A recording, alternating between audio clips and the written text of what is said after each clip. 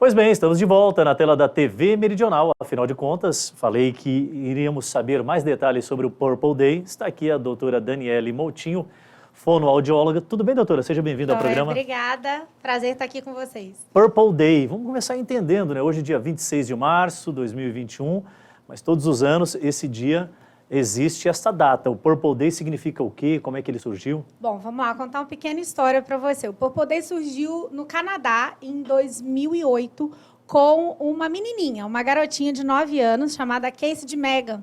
Ela tinha epilepsia, tem ainda, né, epilepsia, e ela se sentia muito triste, muito sozinha. Tem muitos mitos envolvendo a epilepsia, né, que já a gente deve comentar. E aí ela, com o diretor da escola dela, chamou, falou, eu preciso, porque os meus amigos, né, ela queria informar. E aí ele foi e conseguiu falar sobre o Purple, na verdade, falar sobre a epilepsia. Quando falaram para ela escolher uma cor, ela escolheu o roxo. Mas é uma historinha um pouco triste, porque a flor da lavanda, que é roxa, ela é associada à solidão. Então, ela disse que ela queria o roxo porque as pessoas sofrem um preconceito muito grande, e aí ficou o Purple Day. Mas o dia 26 de março é só porque na escola foi o dia que não ia atrapalhar as atividades escolares, e aí pegou, a partir de 2009, virou internacional. Internacional. Inclusive, já tivemos grandes manifestos aqui no Brasil. Salvo engano, em 2015, 2016, o próprio Congresso, né, ele se iluminou todo com essa cor lilás, roxa, e justamente levantando essa bandeira para que a sociedade discuta cada vez mais isso e que a gente quebre esse preconceito que existe diante das pessoas que têm que conviver com a epilepsia, né? A epilepsia é uma doença? De onde vem? Como é que as pessoas se identificam com esse tal problema? Então, a epilepsia ela é uma doença que, na verdade, assim, o nosso cérebro ele é uma máquina e ele funciona normalmente. Entretanto, nas pessoas que têm epilepsia, alguns neurônios entram em um curto-circuito, vamos dizer assim, de uma forma mais fácil. E aí eles podem, essa alteração que é temporária, é rapidinha, e depois a pessoa volta, ela pode causar as convulsões. Hoje, atualmente, o diagnóstico de epilepsia é feito pelo médico, pelo neurologista, neuropediatra ou neurologista, e os tratamentos também são indicados por ele. E a pessoa se cura de epilepsia? Não. A epilepsia não tem cura, ela tem um controle com medicação, cirurgia ou a própria neuromodulação, que hoje a gente faz, mas cura ainda não. A neuromodulação é uma das novidades, uma das inovações para o tratamento de uma série de outros problemas que o cidadão enfrenta, e inclusive a epilepsia também já se aplica o tratamento com esse novo método. Isso. A neuromodulação, na verdade, ela começou a ser estudada para a epilepsia.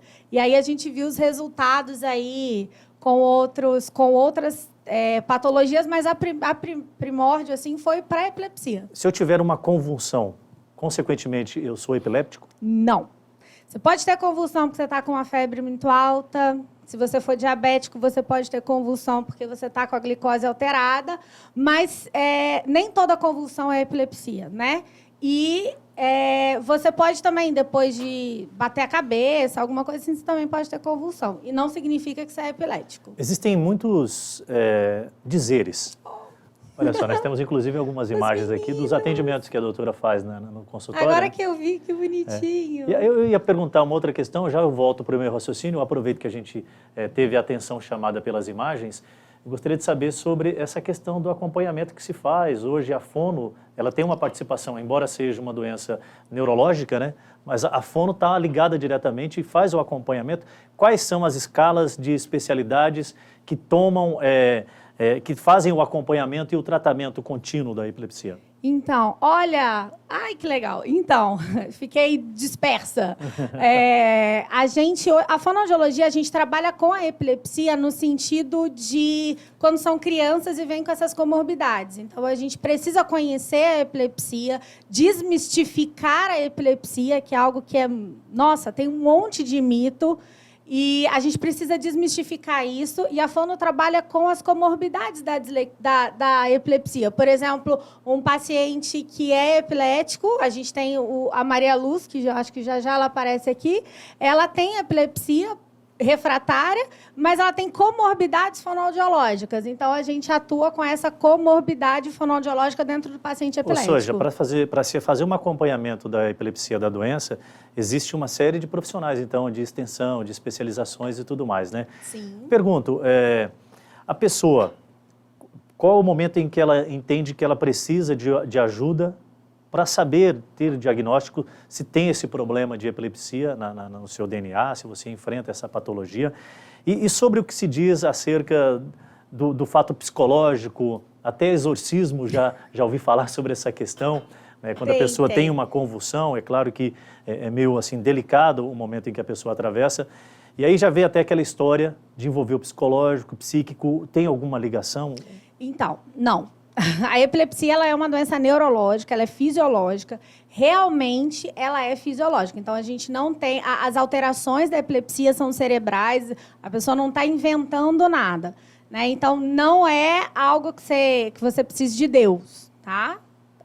Quer dizer, Deus a gente precisa em todos os momentos. O tempo inteiro, mas não por causa da epilepsia. Não porque é aquele momento que você está demoniado, algo do gênero. Não, jamais. Né? Porque tem esses mitos, as pessoas acabam caindo assim Até talvez disso também vem um pouco do preconceito com quem enfrenta a epilepsia, né? As pessoas hoje convivem normalmente com esta doença, doutor? Sim, a gente tem as medicações ajudam bastante e quem tem epilepsia sabe quando vai entrar em crise. Então, eles já se posicionam de alguma forma que se eles caírem, a pessoa tem eles um vão sinal, ela tem já acende...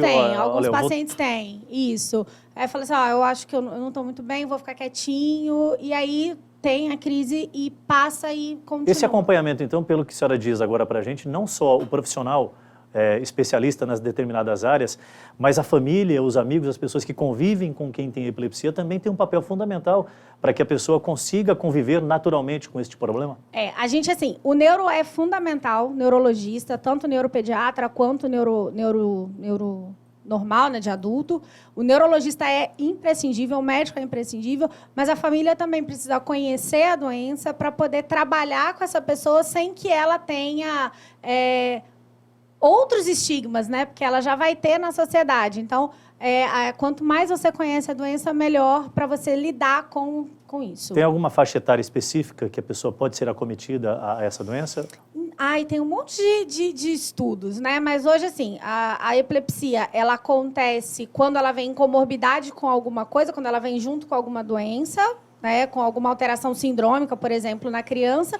E no adulto, ela pode acontecer depois de um AVC, ou depois de um paciente que bateu a cabeça, alguma coisa assim. Então, a gente não tem uma idade exata. Então, não é hereditária? Pode ser hereditária, pode não ser...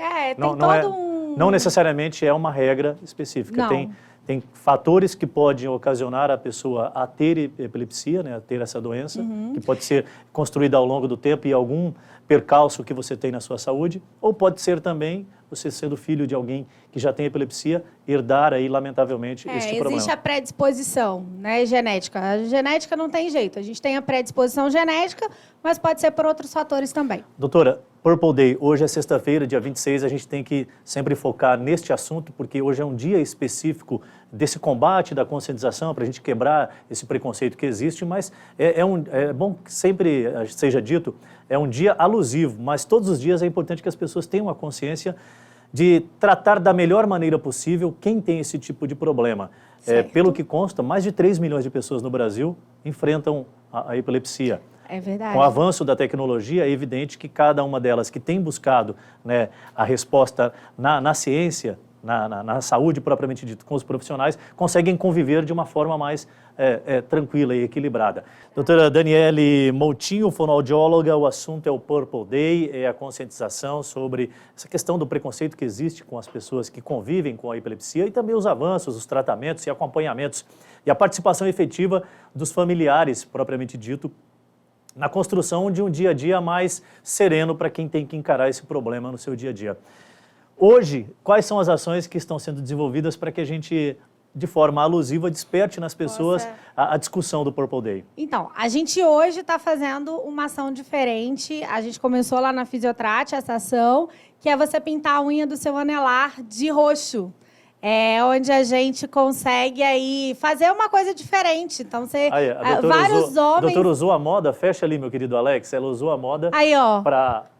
a gente pintou a unha Não por acaso, de roxo. ela está aqui com Dá pra um detalhe ver que na é minha? moda, mas ao mesmo tempo é conscientização acerca da Hoje, proposta. hoje é o roxo por causa... Ah lá, ó, acho que deu para ver. Ah, deu bem destacado Aí, ó, agora. hoje o roxo é por conta do Purple Day. E a gente pede que se você fizer, né, você pinte a sua unha de roxo, do anelar de roxo, marque a gente no Insta. Vamos e usar a gente... internet do bem, né? Porque muita coisa ruim se faz na internet, mas essa é a hora de replicar ali as boas informações, as campanhas importantes. Doutor, o tempo acabou, lamentavelmente. Estava tão gostoso a gente informando a população. Eu preciso só te informar uma coisa. Se você de casa, se você vê alguém com esse crachazinho, com esse cordão, olha só, esse cordãozinho aqui de girassol, indica que essa pessoa, esse eu ganhei da Luana, obrigada, Lu, que essa pessoa tem uma deficiência oculta e ela precisa de alguma ajuda. Pode ser, se você vê no aeroporto, a pessoa pode ter fobia de avião, se você vê alguém andando na rua, ela pode ter epilepsia, autismo, qualquer coisa assim. E esse cordãozinho aqui, ele indica para as pessoas, então você vê alguém andando com esse cordãozinho assim, ó, com essa estampa, que a pessoa tem uma deficiência oculta, você chega no cantinho... Não necessariamente o mesmo modelo, mas a cor verde com essas flores... Cor verde com girassóis. girassóis. Isso. Tá? Importante. É importante falar, porque muitos pacientes que têm epilepsia andam com o crachazinho da deficiência oculta. oculta. Daí a importância, né? Não só pintar as unhas com a cor que simboliza, também a gente propagar a informação do que vem sendo feito para que a sociedade também consiga entrar neste mundo, né? Porque a partir do momento que as pessoas têm o conhecimento, evidentemente que, pelo menos a grande maioria, aquelas pessoas do bem, vão fazer com que essas pessoas que enfrentam a epilepsia e outros problemas, por exemplo, consigam ter dias melhores. Doutora, obrigado pela vinda. Muito obrigada a você, obrigada pelo espaço. Epilepsia não contagia, é só uma questão de empatia. Muito bom, até obrigada. O slogan tem toda uma rima. Gente, olha, vou fazer uma pausa muito rápida, daqui a pouquinho eu estou voltando para a sequência do Rondônia Urgente na tela da TV Meridional Band para você.